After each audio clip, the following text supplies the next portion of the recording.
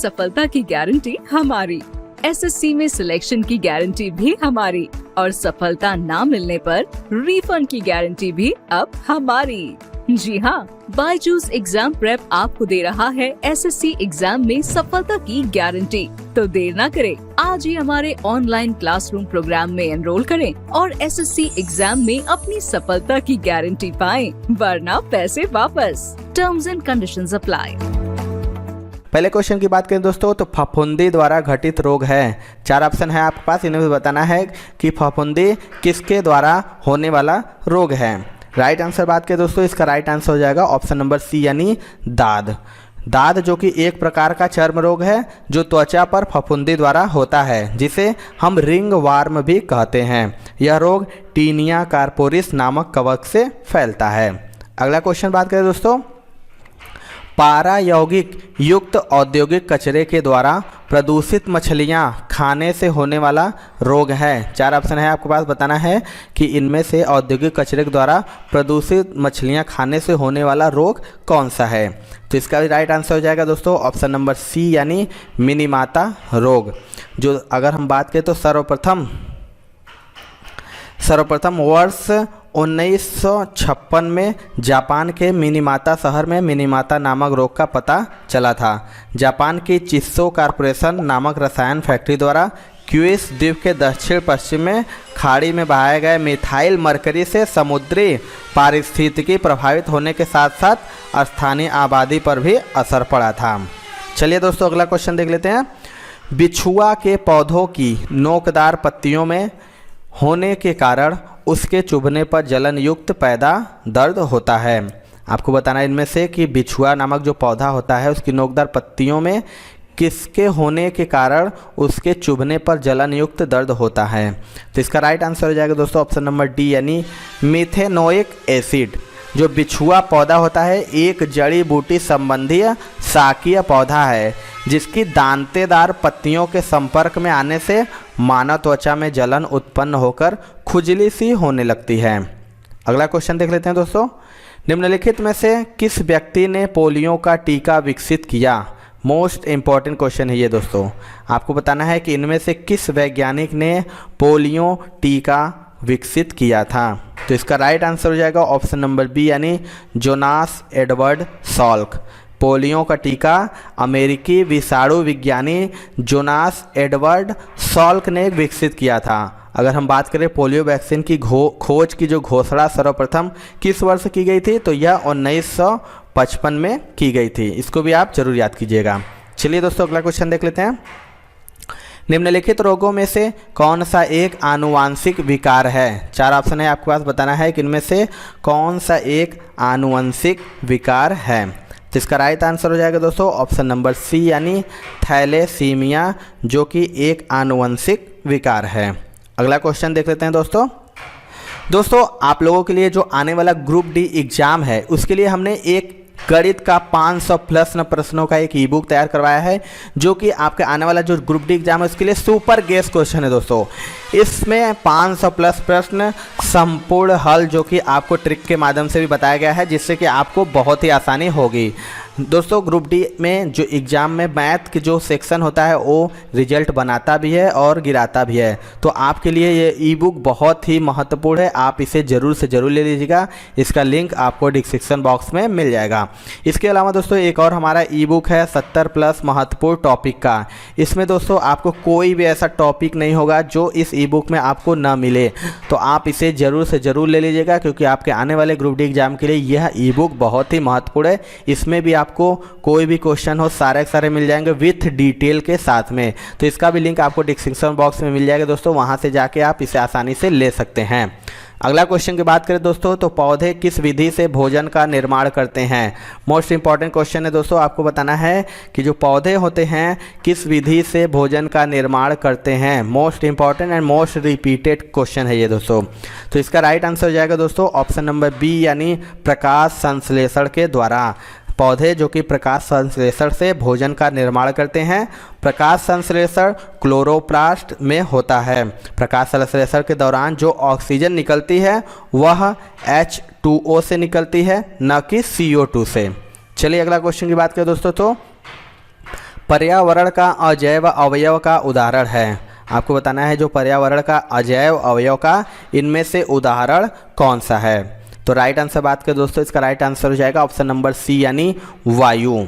पर्यावरण के जो अजैव अवयव में तापमान हो गया, प्रकाश हो गया, आर्द्रता हो गया, वायु हो गया, पवन हो गया, जल हो गया, मिट्टी आदि सभी आते हैं। जबकि अगर हम जैव अवयव में ऐसे जीवधारी आते हैं जो अपने लिए भोजन निर्माण स्वयं करते हैं या उपभोक्ता वर्ग में आते हैं। इस बात को याद रखिएगा। अगला क्वेश्चन देख लेते हैं। तो प्रकाश संश्लेषण में हरे पौधों द्वारा कौन सी गैस छोड़ी जाती है? ये भी मोस्ट इंपॉर्टेंट क्वेश्चन है दोस्तों। आपको बताना है कि प्रकाश संश्लेषण में हरे पौधों द्वारा कौन सी गैस छोड़ी जाती है। तो इसका राइट आंसर हो जाएगा ऑप्शन नंबर ए यानी ऑक्सीजन। प्रकाश संश्लेषण की प्रक्रिया में कार्बन डाइऑक्साइड तथा जल की अभिक्रिया से कार्बोहाइड्रेट का निर्माण एवं ऑक्सीजन गैस उपजात पदार्थ के रूप में प्राप्त होती है। चलिए अगला क्वेश्चन देख लेते हैं दोस्तों। कौन सी गैस उस प्रक्रिया का एक गौण उत्पादन है जिसका प्रयोग पौधे भोजन बनाने के लिए करते हैं? 4 ऑप्शन है आपके पास, बताना इनमें से कौन सी गैस है उस प्रक्रिया का एक गौण उत्पादन है जिसका प्रयोग पौधे भोजन बनाने के लिए करते हैं। तो इसका राइट आंसर हो जाएगा दोस्तों ऑप्शन नंबर डी यानी कार्बन डाइऑक्साइड। पौधे जो कि दिन में प्रकाश संश्लेषण की क्रिया द्वारा कार्बन डाइऑक्साइड लेकर भोजन बनाते हैं, परंतु रात में ऑक्सीजन लेकर कार्बन डाइऑक्साइड का गौण उत्पादन करते हैं। चलिए अगला क्वेश्चन देख लेते हैं दोस्तों। तो प्रकाश संश्लेषण की प्रक्रिया में निम्नलिखित में से कौन सी गैस बाहर निकलती है? आपको बताना है कि प्रकाश संश्लेषण की जो प्रक्रिया होती है उनमें से कौन सी गैस बाहर निकलती है। तो इसका राइट आंसर हो जाएगा ऑप्शन नंबर सी यानी ऑक्सीजन। प्रकाश संश्लेषण की क्रिया में पौधे CO2 ग्रहण करके O2 मुक्त करते हैं यानी ऑक्सीजन मुक्त करते हैं तथा इनमें भोजन का निर्माण होता है। चलिए अगला क्वेश्चन देख लेते हैं। प्रकाश संश्लेषण के लिए ऊर्जा प्रदान करता है। इनमें से आपको बताना है जो प्रकाश संश्लेषण होता है उसके लिए ऊर्जा कौन प्रदान करता है। तो इसका राइट आंसर हो जाएगा दोस्तों ऑप्शन नंबर ए यानी लाइट। जो प्रकाश संश्लेषण वह प्रक्रिया है जिसमें पौधे सूर्य के प्रकाश की उपस्थिति में वायु से कार्बन डाइऑक्साइड तथा भूमि से जल लेकर जटिल कार्बनिक खाद्य पदार्थों जैसे कार्बोहाइड्रेट्स का निर्माण करते हैं तथा ऑक्सीजन गैस बाहर निकालते हैं। चलिए अगला क्वेश्चन देख लेते हैं दोस्तों। तो पौधों की प्रकाश संश्लेषण क्रिया मनुष्यों सहित पृथ्वी पर इन सभी प्राणियों को जीवित रखने का काम करती है। इनमें से किस वैज्ञानिक ने इस क्षेत्र में अपने योगदान के लिए नोबेल पुरस्कार जीता है? यानी जो प्रकाश संश्लेषण की प्रक्रिया है उसको बताकर किस वैज्ञानिक ने नोबेल पुरस्कार जीता है। तो इसका राइट आंसर हो जाएगा दोस्तों ऑप्शन नंबर सी यानी मेल्विन कैल्विन। मेल्विन कैल्विन ने ही प्रकाश संश्लेषण से संबंधित कार्बन स्थिरीकरण क्रिया को समझाया था। इन्होंने कैल्विन चक्र का प्रतिपादन किया और इस खोज के लिए इन्हें वर्ष 1961 में नोबेल पुरस्कार भी मिला था। चलिए अगला क्वेश्चन देख लेते हैं दोस्तों। प्रकाश संश्लेषण की क्रिया में किस प्रकार का प्रकाश सबसे अधिक प्रभावशाली होता है?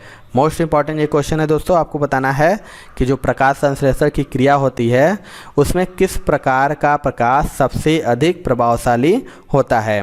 तो इसका राइट आंसर हो जाएगा दोस्तों ऑप्शन नंबर डी यानी रेड, लाल। जो प्रकाश संश्लेषण की क्रिया लाल रंग के प्रकाश में सबसे अधिक प्रभावशाली होती है। लाल रंग के बाद इस क्रिया की प्रभावशीलता सबसे अधिक नीले में होती है और सबसे कम प्रभावशीलता बैंगनी रंग में होती है। चलिए अगला क्वेश्चन देख लेते हैं दोस्तों। मानव शरीर में कार्बोहाइड्रेट के रूप में पुनः संग्रह होता है। 4 ऑप्शन है, बताना है कि मानव के शरीर में कार्बोहाइड्रेट के रूप में पुनः संग्रहण किसका होता है। तो इसका राइट आंसर हो जाएगा दोस्तों ऑप्शन नंबर डी यानी ग्लाइकोजेन का।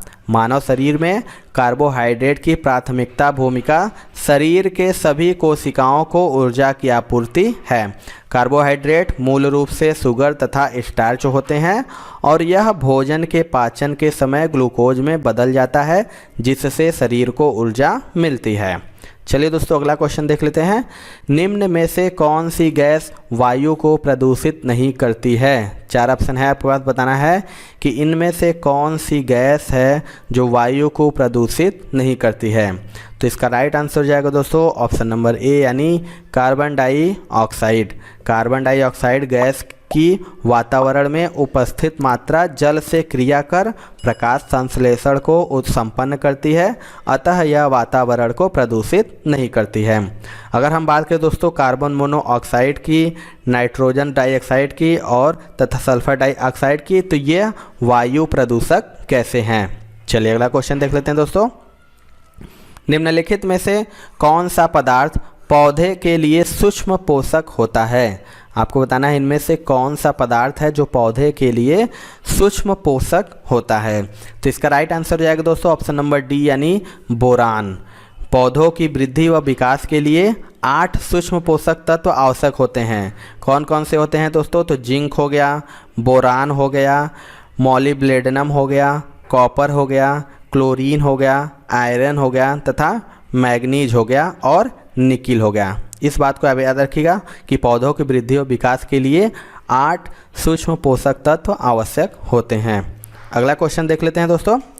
फलों के पकने से पहले गिरने पर कुछ मामलों में उपज की महत्वपूर्ण हानि होती है, इसे किसके द्वारा रोका जा सकता है? आपको बताना है कि जो फल होते हैं वो पकने से पहले जो गिर जाते हैं तो उन्हें रोकने के लिए किसके द्वारा रोका जा सकता है? तो इसका राइट आंसर हो जाएगा दोस्तों ऑप्शन नंबर सी यानी ऑक्सीन के छिड़काव द्वारा। ऑक्सीन जो कि एक प्रकार का पादप हार्मोन होता है जो पौधों में विलगन क्रिया को रोकता है।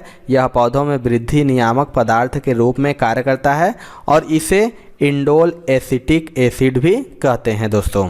चलिए दोस्तों अगला क्वेश्चन देख लेते हैं। प्रकाश संश्लेषण में पौधे कौन सी गैस का अवचूरण करते हैं? 4 ऑप्शन है, आपके पास बताना है कि जो प्रकाश संश्लेषण में पौधे कौन सी गैस का अवचूषण करते हैं। तो इसका राइट आंसर हो जाएगा दोस्तों ऑप्शन नंबर ए यानी कार्बन डाइऑक्साइड का।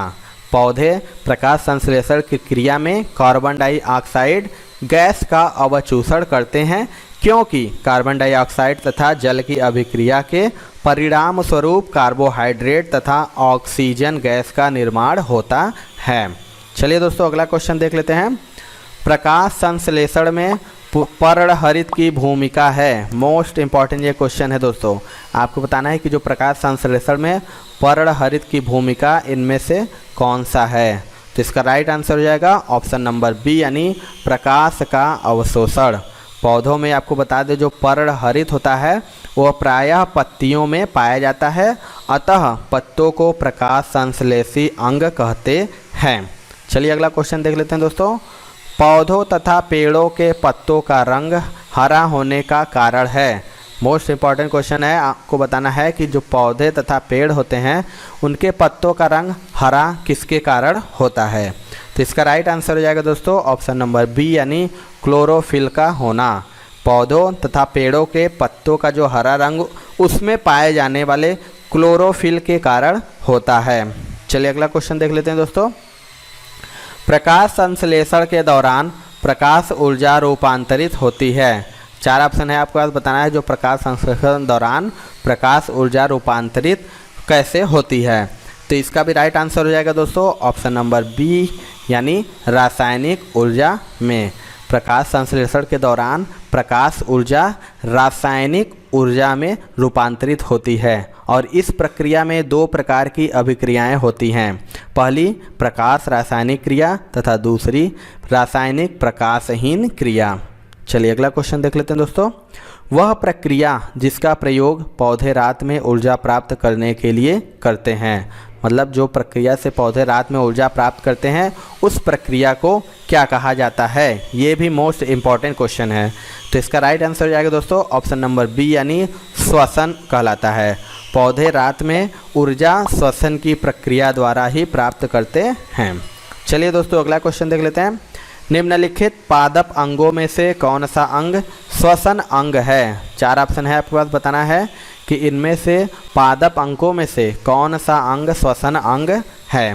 तो इसका राइट आंसर हो जाएगा दोस्तों ऑप्शन नंबर बी यानी पत्ती लीफ। पौधों में जो पत्ती है वह श्वसन अंग होता है। पत्तियां दिन में कार्बन डाइऑक्साइड लेकर ऑक्सीजन गैस छोड़ती हैं एवं प्रकाश संश्लेषण की क्रिया द्वारा कार्बोहाइड्रेट का भी निर्माण करती हैं। चलिए अगला क्वेश्चन देख लेते हैं दोस्तों। पर्यावरण का अजैव अवयव का उदाहरण है। आपको बताना है कि जो पर्यावरण का अजैव अवयव का इनमें से कौन सा उदाहरण है। तो इसका राइट आंसर हो जाएगा दोस्तों ऑप्शन नंबर सी यानी वायु। आपको बताया मैंने इससे पहले भी क्वेश्चन में। तो वनस्पति तथा जानवर दोनों, जो वनस्पति और जानवर है दोनों जैव अवयव हैं, जबकि वायु हो गया एक अजैव अवयव का उदाहरण है। इसी प्रकार आपको मैंने अभी बताया था मिट्टी हो गया, जल हो गया, ताप हो गया, आदि भी अजैव अवयव हैं। चलिए दोस्तों लास्ट क्वेश्चन देख लेते हैं। निम्न में से कौन सा कथन एकमात्र सही है। इनमें से आपको बताना है कि कौन सा सही है। तो इसका राइट आंसर हो जाएगा दोस्तों ऑप्शन नंबर सी यानी पौधे अपनी जड़ों द्वारा मिट्टी से भोजन अवशोषित करते हैं। आपको बता दें कि जो पौधे होते हैं वो अपनी पत्तियों द्वारा भोजन बनाते हैं, पत्तियों में भोजन संग्रहित नहीं करते। पौधे अपनी जड़ों द्वारा मिट्टी से भोजन अवशोषित करते हैं और पौधे बिना प्रकाश के भोजन नहीं बना सकते। इसीलिए आपको इसमें से जो सही आंसर हो जाएगा ये हो जाएगा कि पौधे अपनी जड़ों द्वारा मिट्टी से भोजन अवशोषित करते हैं। सबसे पहला क्वेश्चन है दोस्तों, चंद्रमा से यदि किसी पिंड को पृथ्वी पर लाया जाए तो उसमें क्या परिवर्तन होगा। आपको बताना है कि चंद्रमा से अगर पृथ्वी पर किसी वस्तु को लाया जाए तो उससे परिवर्तन क्या होगा। तो इसका राइट आंसर हो जाएगा ऑप्शन नंबर सी यानी द्रव्यमान अपरिवर्तित रहेगा। यानी किसी वस्तु को यदि चंद्रमा से पृथ्वी पर लाया जाता है तो पृथ्वी के गुरुत्वाकर्षण बढ़ने से वस्तु का भार तो बढ़ जाता है परंतु उसका द्रव्यमान सर्वत्र नियत रहता है। चलिए दोस्तों अगला क्वेश्चन देख लेते हैं। निर्वात में यदि 3 वस्तु लोहा, कागज और पत्थर को गिराया जाए तो पृथ्वी पर कौन पहले आएगा। आपको इनमें से बताना है कि सबसे पहले पृथ्वी पर कौन आएगा। तो इसका राइट आंसर हो जाएगा दोस्तों ऑप्शन नंबर डी यानी तीनों एक साथ आएंगे। आपको बता दें कि निर्वात में यदि लोहा हो गया, कागज हो गया और पत्थर एक साथ गिराया जाता है तो उन पर गुरुत्वाकर्षण जो जी होता है एक समान लगता है, परंतु निर्वात में हवा का प्रतिरोध एकदम नहीं लगता, अतः तीनों वस्तुएं एक साथ ही आएंगी। चलिए दोस्तों अगला क्वेश्चन देख लेते हैं। किसी भी स्थान के पर्यावरण पर कारकों का नियंत्रण होता है। आपको इनमें से बताना है कि किसी भी स्थान के पर्यावरण पर कारकों का नियंत्रण होता है। तो इसका राइट आंसर हो जाएगा ऑप्शन नंबर बी यानी जलवायु द्वारा। आपको बता दें कि किसी भी स्थान का जो पर्यावरण पर जलवायविक कारकों द्वारा नियंत्रित होता है, जलवायु द्वारा पर्यावरण का निर्माण भी किया जाता है। चलिए दोस्तों अगला क्वेश्चन देखते हैं। वायुमंडल की ओजोन परत हमें किससे बताती है। मोस्ट इंपॉर्टेंट क्वेश्चन है दोस्तों। आपको बताना है कि जो वायुमंडल की ओजोन परत है हमें किससे बचाती है। तो इसका राइट आंसर हो जाएगा दोस्तों ऑप्शन नंबर ए यानी अल्ट्रावायलेट किरणों से। जो वायुमंडल की ओजोन परत तापमंडल के नीचे लगभग 20 से 30 किमी पृथ्वी तल से ऊपर पाई जाती है। यह सूर्य से आने वाली जो पराबैंगनी किरण के 97 से 99% भाग को अवशोषित कर पृथ्वी तक पहुंचने से रोकती हैं। चलिए दोस्तों अगला क्वेश्चन देख लेते हैं। निम्नलिखित में से कौन सी प्रक्रिया वृष्टि का रूप नहीं है। 4 ऑप्शन है आपके पास, बताना है इनमें से कौन सी वह प्रक्रिया है जो वृष्टि का रूप नहीं है। तो इसका राइट आंसर हो जाएगा ऑप्शन नंबर डी यानी जलप्रपात यानी वाटरफॉल। ये वृष्टि का रूप नहीं है। आपको बता दें कि वायुमंडल से पानी का वाष्प से संघनित होकर गिरना दृष्टि की प्रक्रिया में आता है। अतः आपको बता दें कि जैसे ओस हो गया, कोहरा हो गया, वर्षा वृष्टि की प्रक्रिया है, परंतु जलप्रपात जो एक इस तरह की प्रक्रिया नहीं है। चलिए दोस्तों अगला क्वेश्चन देख लेते हैं। दोस्तों हमने आप लोगों के लिए एक ई बुक तैयार करवाया है जो कि गणित के महत्वपूर्ण 500 प्लस प्रश्न हैं, स्पेशली सुपर ग्रुप डी के लिए, जो कि सुपर गेस क्वेश्चन है आने वाले ग्रुप डी एग्जाम के लिए। दोस्तों 500 प्लस महत्वपूर्ण प्रश्न है जो कि संपूर्ण हल ट्रिक के माध्यम से आपको बताया गया है। तो आप इसे ज़रूर से ज़रूर ले लीजिएगा दोस्तों, इसका लिंक डिस्क्रिप्शन बॉक्स में मिल जाएगा।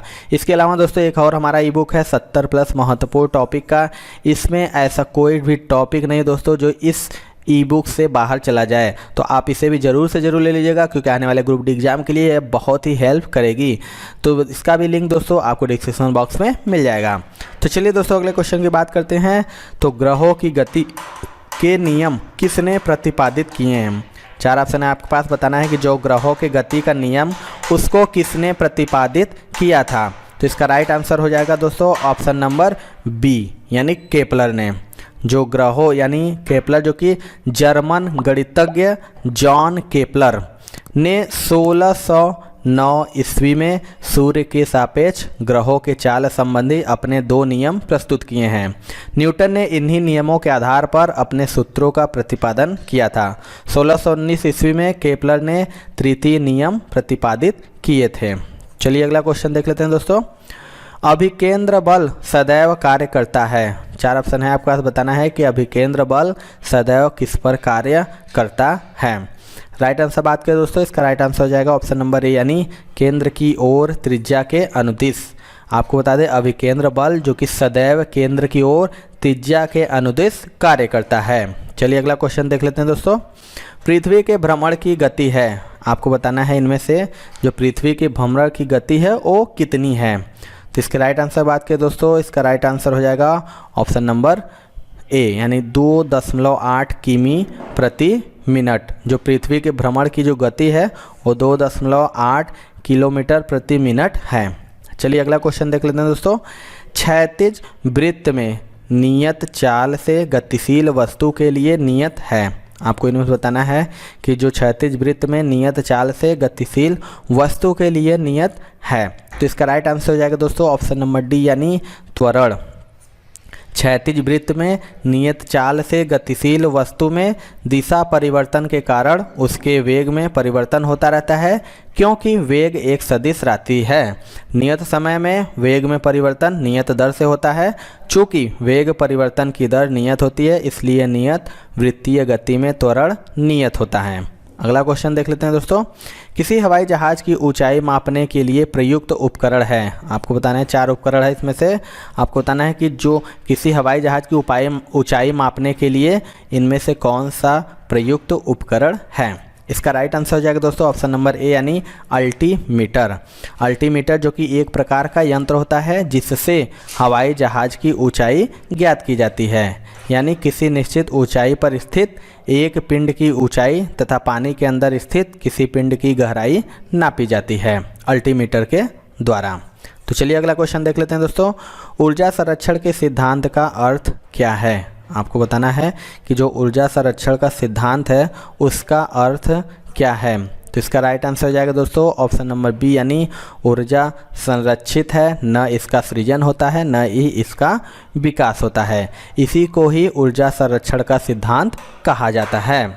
चलिए दोस्तों अगला क्वेश्चन देख लेते हैं। वायु दाब को किस यंत्र की सहायता से मापा जाता है। मोस्ट इंपॉर्टेंट क्वेश्चन है दोस्तों। आपको बताना है कि वायु दाब को किस यंत्र की सहायता से मापा जाता है। तो इसका राइट आंसर हो जाएगा ऑप्शन नंबर बी, यानी बैरोमीटर। बैरोमीटर जो कि पारे के दाब के आधार पर बनाया जाता है और वायुमंडल का दाब पारे के स्तंभ की ऊंचाई के बराबर मापा जाता है। बैरोमीटर में पारे के स्तंभ की ऊंचाई जितनी होती है वही ऊंचाई वायुमंडल का दाब होता है। तो चलिए दोस्तों अगला क्वेश्चन देख लेते हैं। एक समान आयतन के लकड़ी तथा लोहे के गोले को एक ऊंचाई के से एक साथ गिराया जाए तो दोनों गिरेगी। आपको इनमें बताना है कि अगर एक आयतन के लकड़ी तथा लोहे के गोले को एक ऊंचाई से एक साथ गिराया जाए तो दोनों गिरेंगी। इसके राइट आंसर बात करें दोस्तों तो इसका राइट आंसर हो जाएगा ऑप्शन नंबर बी, यानी एक साथ। अगर हम लकड़ी तथा लोहे के गोलों को एक साथ गिराने पर गुरुत्वीय त्वरण का मान दोनों पर बराबर लगता है। यदि हवा का प्रतिरोध नगण्य हो तो दोनों गोले एक साथ गिरेंगे।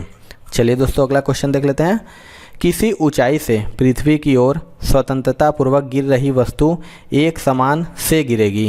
इनमें से आपको बताना है कि अभी मैंने आपको बताया है इसका राइट आंसर क्या होगा। तो इसका राइट आंसर हो जाएगा दोस्तों ऑप्शन नंबर बी, यानी त्वरण, ये कि मोस्ट इंपॉर्टेंट क्वेश्चन है दोस्तों, इसे मार्क कर लीजिएगा। तो आपको बता दें कि त्वरण जो कि वेग परिवर्तन की दर को कहते हैं। किसी ऊंचाई से पृथ्वी की ओर स्वतंत्रतापूर्वक गिर रही वस्तु का वेग क्रमशः बढ़ता जाता है, किंतु इस वृद्धि की दर अर्थात त्वरण समान रहती है। चलिए दोस्तों अगला क्वेश्चन देख लेते हैं।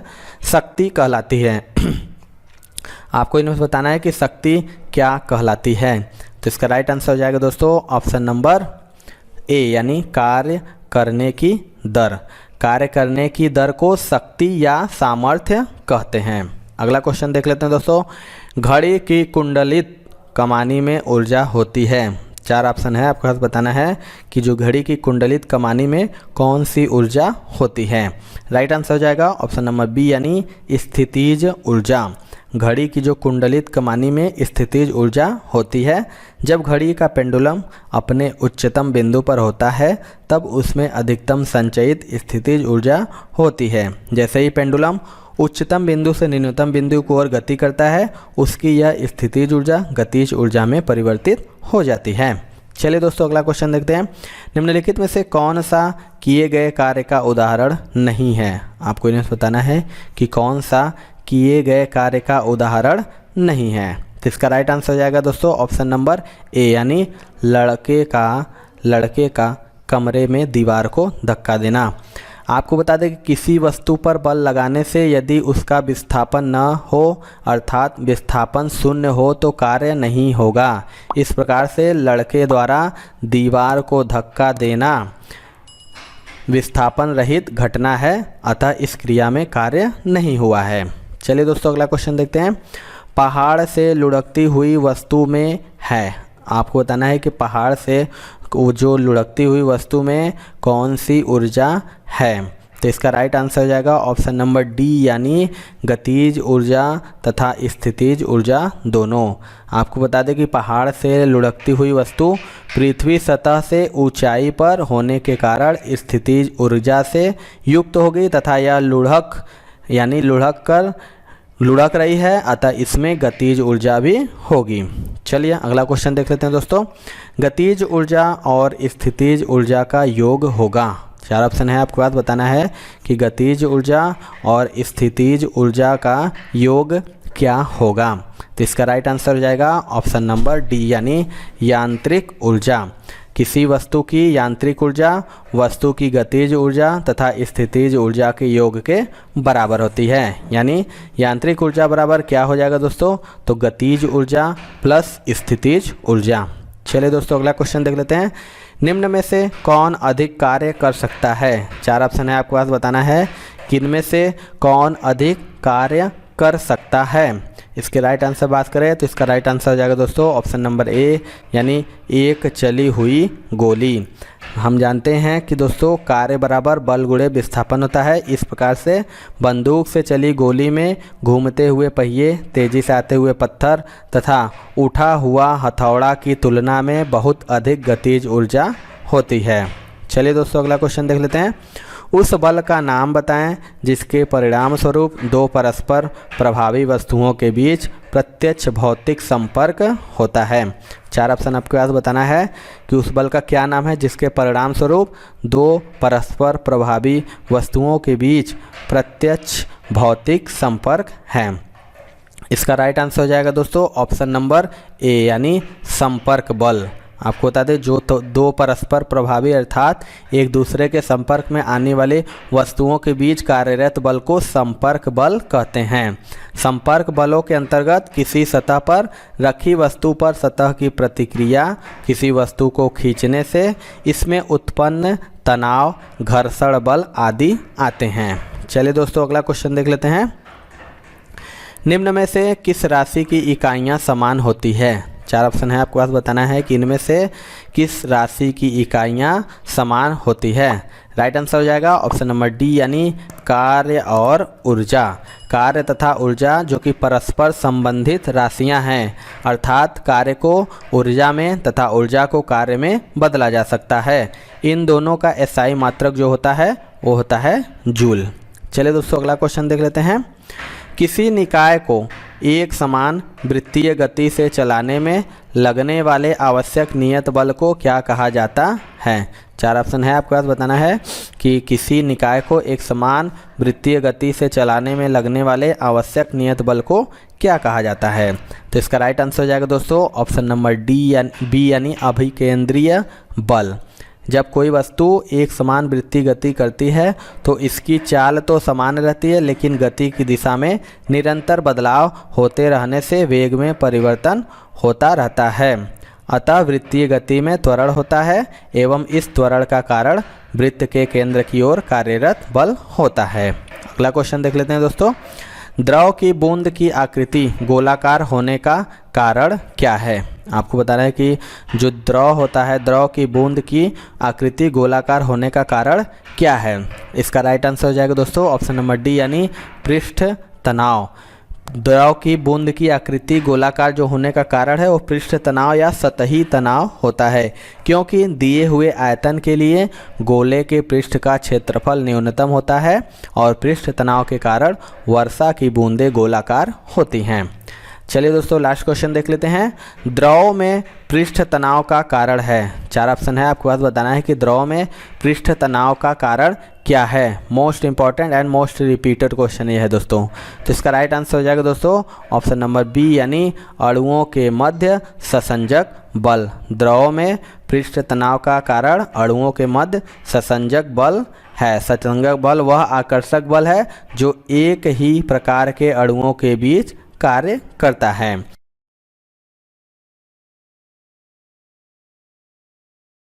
सबसे पहला क्वेश्चन है दोस्तों, जल की कठोरता किसकी उपस्थिति से होती है? आपको बताना है कि जल की जो कठोरता होती है वो किसकी उपस्थिति से होती है। राइट आंसर की बात करें दोस्तों, इसका राइट आंसर हो जाएगा ऑप्शन नंबर ए यानी मैग्नीशियम बाइकार्बोनेट। जल में जो कठोरता वो कैल्शियम एवं मैग्नीशियम के घुलनशील लवणों जैसे बाइकार्बोनेट, सल्फेट, क्लोराइड आदि के कारण होती है। जब यह कठोरता कैल्शियम एवं मैग्नीशियम के बाइकार्बोनेट के कारण होती है तो इसे अस्थायी कठोरता कहते हैं, क्योंकि इस कठोरता को मात्र उबालकर ही दूर किया जा सकता है। चलिए अगला क्वेश्चन देख लेते हैं। जल की कठोरता किसके कारण होती है? आपको बताना है इनमें से कि जल की जो कठोरता होती है वो किसके कारण होती है। Most important and most repeated question है दोस्तों। जो जल की कठोरता होती है वो किसके कारण होती है? तो इसका राइट आंसर हो जाएगा दोस्तों ऑप्शन नंबर बी यानी CaH3O3 ट्वायस। जो जल की कठोरता होती है वो कैल्शियम बाइकार्बोनेट के कारण होती है। इसके रासायनिक सूत्र जो है वही यही है CaH3O3 ट्वायस। अगले क्वेश्चन देख लेते हैं दोस्तों। कैल्शियम बाइकार्बोनेट कठोर पानी में लवण है, उसका रासायनिक नाम क्या है? आपको बताना है, अभी अभी मैंने आपको बताया है कि कैल्शियम बाइकार्बोनेट कठोर पानी में लवण है, उसका रासायनिक नाम क्या है? तो इसका राइट आंसर हो जाएगा दोस्तों ऑप्शन नंबर सी यानी CaH3O3 ट्वायस, जो कि कैल्शियम बाइकार्बोनेट का रासायनिक नाम है। अगला क्वेश्चन देख लेते हैं। जब किसी जल की कठोरता उबालने से दूर हो जाए तो कठोरता की प्रकृति क्या कहलाती है? आपको बताना है कि जो जल की कठोरता होती है वो उबालने से दूर हो जाए तो उसकी प्रकृति क्या कहलाती है? तो इसका राइट आंसर हो जाएगा दोस्तों ऑप्शन नंबर बी यानी अस्थायी। जब किसी जल की कठोरता उबालने से दूर हो जाती है तो वह कठोरता अस्थायी प्रकृति की होती है। यह कठोरता जो है कैल्शियम तथा मैग्नीशियम के बाइकार्बोनेट के कारण होती है। अगला क्वेश्चन देख लेते हैं दोस्तों। जल की संशुद्धि में कौन सा रसायन प्रयुक्त होता है? आपको बताना है कि इनमें से जो जल की संशुद्धि होती है उनमें कौन सा रसायन प्रयुक्त होता है? तो इसका राइट आंसर हो जाएगा दोस्तों ऑप्शन नंबर बी यानी पोटेशियम परमैंगनेट।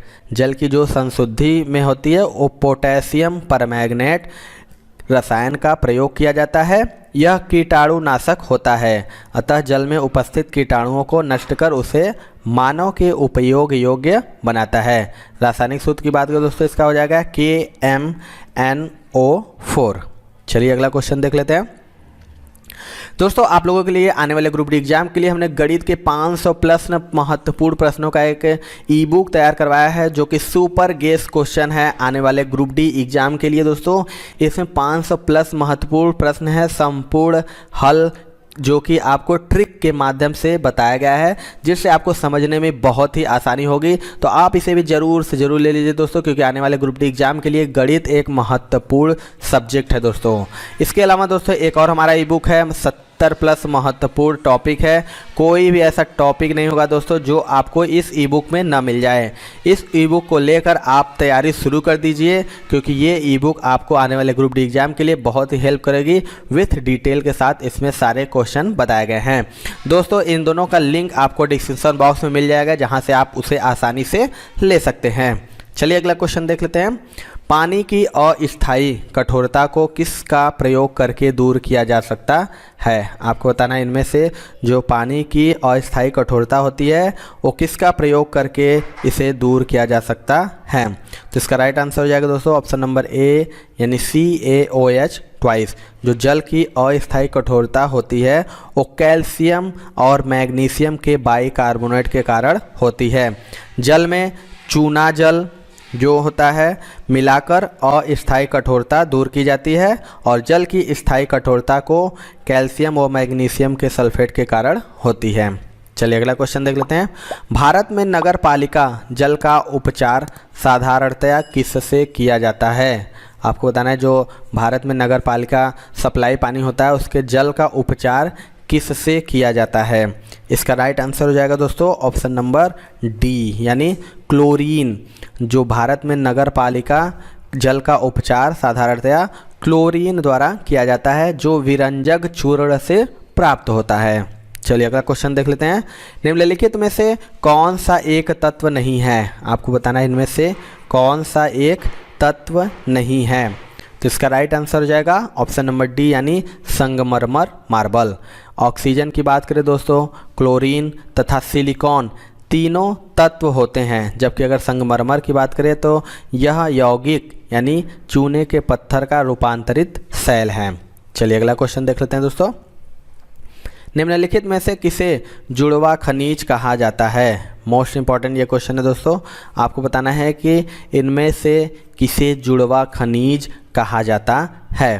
तो इसका राइट आंसर हो जाएगा दोस्तों ऑप्शन नंबर सी, यानी सीसा और जस्ता को जुड़वा खनिज कहा जाता है, क्योंकि यह खनिज सामान्यतः साथ साथ पाए जाते हैं। अगला क्वेश्चन देख लेते हैं।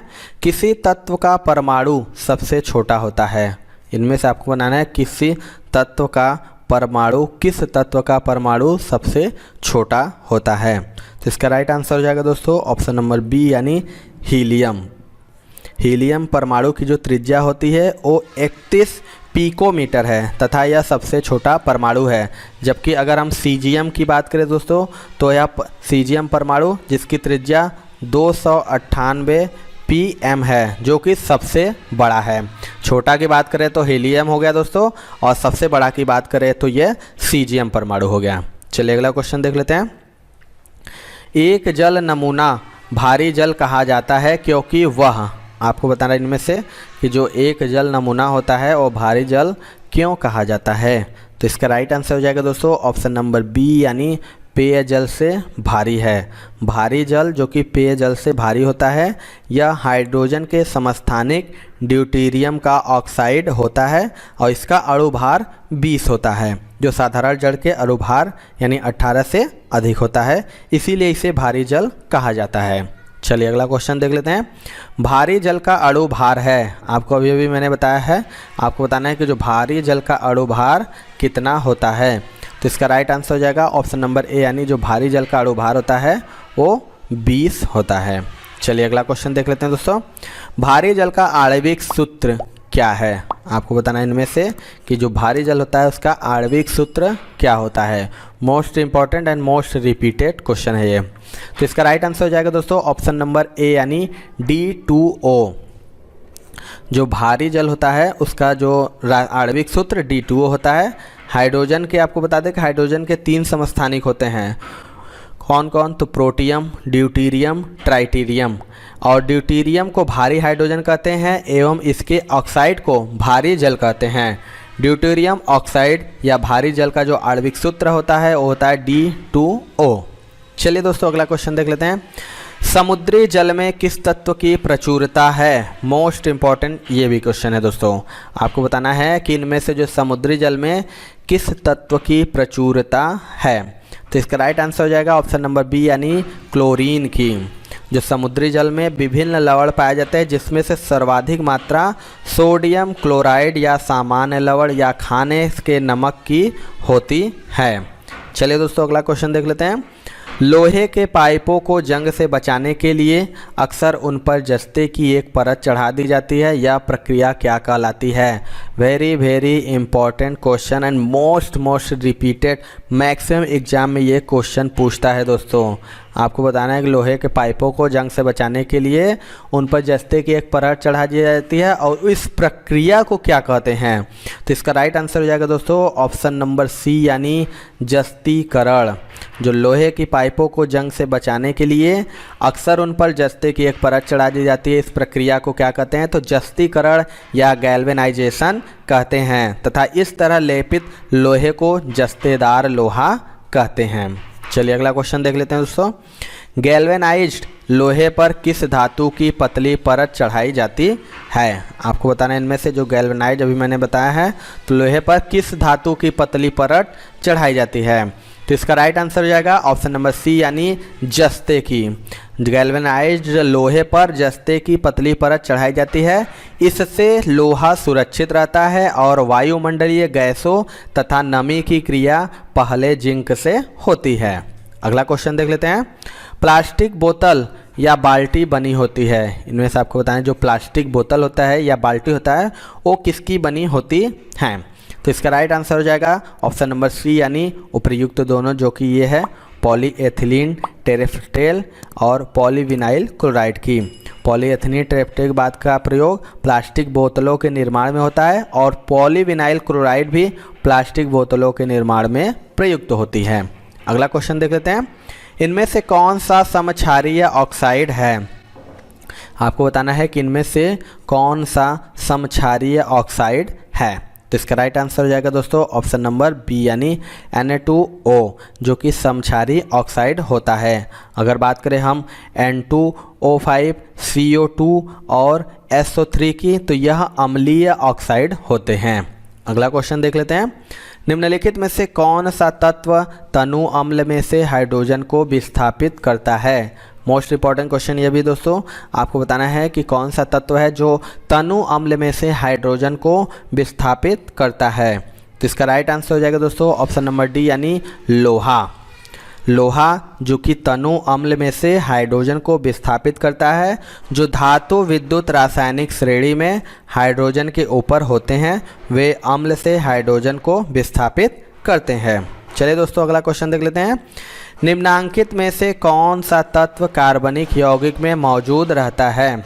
आपको बताना है इनमें से कौन सा तत्व है जो कार्बनिक यौगिक में मौजूद रहता है। Most important question. तो इसका राइट आंसर हो जाएगा दोस्तों ऑप्शन नंबर ए यानी कार्बन। कार्बन जो कि कार्बनिक यौगिक के मुख्य रूप से मौजूद रहता है, अतः कार्बनिक यौगिकों का मुख्य तत्व कार्बन है और कार्बन सभी जीवित प्राणियों में भी पाया जाता है। अगला क्वेश्चन देख लेते हैं। सबसे अधिक संख्या में यौगिक निम्न तत्व के हैं। आपको बताना इनमें से सबसे अधिक संख्या में किस यौगिक के हैं। तो इसका राइट आंसर हो जाएगा ऑप्शन नंबर सी यानी कार्बन। कार्बन के यौगिक सर्वाधिक संख्या में हैं क्योंकि इनमें श्रृंखलन की अद्वितीय क्षमता होती है। चलिए दोस्तों अगला क्वेश्चन देख लेते हैं। निम्नलिखित कौन सी प्रक्रिया हाइड्रोजन गैस उत्पन्न करती है? मोस्ट इम्पॉर्टेंट ये भी क्वेश्चन है दोस्तों। आपको बताना है कि कौन सी प्रक्रिया है जो हाइड्रोजन गैस उत्पन्न करती है।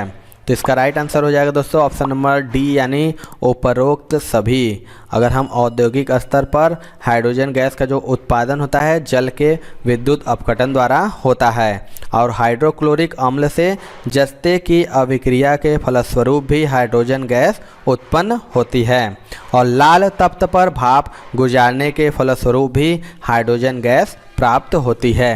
तो इसको याद रखिएगा। अगला क्वेश्चन देख लेते हैं। निम्नलिखित में से कौन सा एक सबसे भारी तत्व निकेल समूह का है? आपको बताना है इनमें से कौन सा एक तत्व सबसे भारी तत्व है जो निकेल समूह का है। तो इसका राइट आंसर हो जाएगा दोस्तों ऑप्शन नंबर ए यानी प्लैटिनम। प्लैटिनम जो कि एक जंग प्रतिरोधी है तथा निकेल एवं कॉपर अयस्कों से प्राप्त होता है। वस्तुतः हम बात करें प्लैटिनम एवं पैलेडियम दोनों ही निकेल समूह के हैं, परंतु पैलेडियम का जो परमाणु भार होता है वो पैलेडियम से अधिक होता है। अगला क्वेश्चन देख लेते हैं दोस्तों। कॉपर सल्फेट को किस धातु के डिब्बे में रखा जा सकता है? आपको बताना है कि जो कॉपर सल्फेट होता है वो किस धातु के डब्बे में रखा जा सकता है। तो इसका राइट आंसर हो जाएगा ऑप्शन नंबर ए यानी सिल्वर। जो कॉपर सल्फेट होता है उसको सिल्वर धातु के डब्बे में रखा जा सकता है। अगला और लास्ट क्वेश्चन देखते हैं। किसमें आयनिक और सहसंयोजक बंध दोनों उपस्थित हैं? 4 ऑप्शन है, आपको बात बताना है कि इनमें से किसमें आयनिक और सहसंयोजक बंध दोनों उपस्थित हैं। तो इसका राइट आंसर हो जाएगा दोस्तों ऑप्शन नंबर डी यानी NaOH, जिसे हम कहते हैं सोडियम हाइड्रोक्साइड। इसमें आयनिक और सहसंयोजक बंध दोनों उपस्थित होते हैं। और हम बात करें KCl में तो मात्र आयनिक बंध होता है। तो ये थी दोस्तों आज की वीडियो। आपको वीडियो कैसा लगा कमेंट सेक्शन में जरूर बताइएगा। वीडियो पसंद आया होगा दोस्तों तो एक लाइक जरूर करिएगा। चैनल पे हमारे नए हैं तो चैनल को जरूर सब्सक्राइब कर लीजिएगा, क्योंकि हम लगातार आने वाले ग्रुप डी एग्जाम की तैयारी करा रहे हैं। तो मिलते हैं दोस्तों अपने अगले वीडियो में, तब तक के लिए जय हिंद जय भारत।